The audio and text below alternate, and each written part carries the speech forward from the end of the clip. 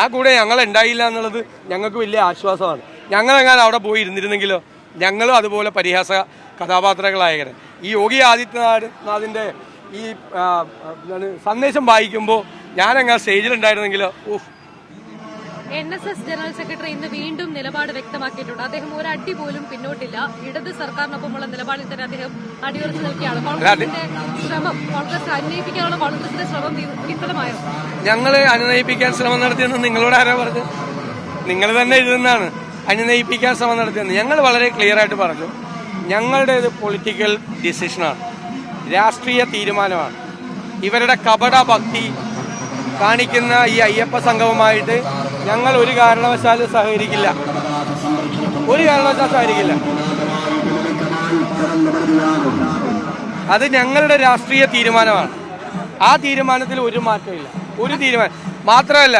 കേരളത്തിലെ UDF എടുത്തിരിക്കുന്നത് ഉറച്ച മതേതര നിലപാടാണ്. ഞങ്ങൾ ന്യൂനപക്ഷ വർഗീയതയ്ക്കും ഭൂരിപക്ഷ വർഗീയതയ്ക്കും എതിരാണ്. ഞങ്ങൾ ഒരു പ്രീണന നയം ഞങ്ങളുടേതില്ല. അപ്പോൾ ഇപ്പോൾ കേരളത്തിലെ CPM ആ പ്രീണന നയവുമായി പോവുകയാണ്. ഇപ്പോൾ അവരുടെ ഭൂരിപക്ഷ വർഗീയതയാണ് അവർ പ്രോത്സാഹിപ്പിക്കുന്നത്. ഇതിനു മുമ്പ് ന്യൂനപക്ഷ വർഗീയതയാണ് പ്രോത്സാഹിപ്പിക്കുന്നത്. ഞങ്ങൾ ഇതിനെ രണ്ടിനെയും പ്രോത്സാഹിപ്പിക്കില്ല.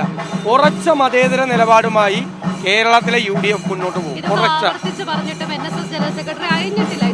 അല്ലെന്നേ, ഞങ്ങൾ അദ്ദേഹത്തോട് അയ്യാൻ പറഞ്ഞിട്ടില്ലല്ലോ. ഞങ്ങളാരും അവരുടെ നിലപാട് അവർക്കെടുക്കാം. അതൊരു സമുദായ സംഘടനയാണ്, അവർക്ക് അതിനുള്ള പൂർണ്ണ സ്വാതന്ത്ര്യമുണ്ട്. ഞങ്ങൾ അവരെടുക്കുന്ന നിലപാടിനെ പറ്റി പരാതി പറഞ്ഞിട്ടില്ല, ആരോപണം ഉന്നയിച്ചിട്ടില്ല, ആക്ഷേപം ഉന്നയിച്ചിട്ടില്ല. അവർക്കെല്ലാം ഇഷ്ടംപോലെ ആളുകൾ പോയി, ചിലർ പോയില്ല. ബ്രാഹ്മണ സഭ പോയില്ല, യോഗക്ഷേമ സഭ പങ്കെടുത്തില്ല.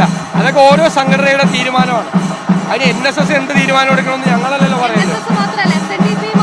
അല്ല, അത് അവരുടെ തീരുമാനമല്ലേ. ഇതിനു മുമ്പ് SNDP എന്ത് തീരുമാനം എടുത്ത്? SNDP നവോത്ഥാന സമിതിയുടെ അധ്യക്ഷ പദവിയായിരുന്നു.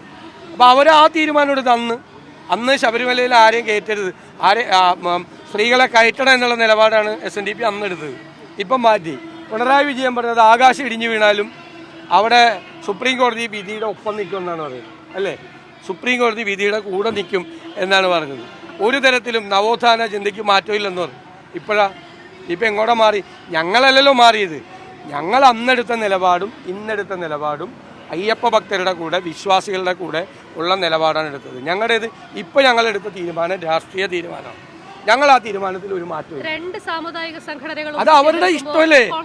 അല്ലെങ്കിൽ എന്തിനു ഞങ്ങൾ ആശങ്കപ്പെടണം എന്തിനാ? അത് അവരുടെ തീരുമാനം, അവർക്ക് ഇഷ്ടമുള്ള തീരുമാനം. ഒരു വിഷയത്തിൽ അവർക്കത് എടുക്കാം, അതിലെന്ത് തെറ്റുള്ളത് അവരെടുത്തോട്ടെ.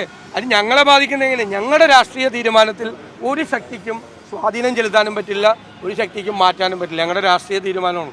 ഞങ്ങൾക്കൊരു അഭിപ്രായമുണ്ട്. അങ്ങനെ ഒരു അഭിപ്രായം CPM-നില്ല. കേരളത്തിലെ CPM എന്ന് പറയുന്നത് ഇപ്പോൾ തീവ്ര വലതുപക്ഷ പാർട്ടിയായിട്ട് മാറിയിരിക്കുകയാണ്. എല്ലാ ജാതിക്കാരുടെയും മതത്തിൻ്റെയും എല്ലാവരുടെയും പുറകെ നടക്കുന്ന ഒരു പാർട്ടിയായി കേരളത്തിലെ CPM അധപ്പതിച്ചിരിക്കുകയാണ്. ഞങ്ങളെന്തിനാണ് അതിനെ പുറകെ പോകുന്നത്? ഞങ്ങൾ പോവില്ല. ഞങ്ങൾക്ക് നിലപാടാണ്. ഈ ആൾദൈവങ്ങൾക്കെതിരെയൊക്കെ കടുത്ത നിലപാട് സ്വീകരിച്ച ഒരു പാർട്ടിയാണ് CPM. ഇന്നിതാ അമൃതാനന്ദമയെ ആദരിക്കുന്ന ഒരു ചടങ്ങുണ്ടായി. അത്തരത്തിൽ ഒരു ഭൂരിപക്ഷ പ്രീണനം ഞാൻ പറഞ്ഞല്ലോ, നിങ്ങൾക്ക് വളരെ വ്യക്തമല്ലേ, വളരെ വ്യക്തമാണല്ലോ. അമൃതാനന്ദമയുടെ അടുത്തൊന്നും പോയില്ലെന്ന് ഞങ്ങൾക്ക് പരാതിയില്ല.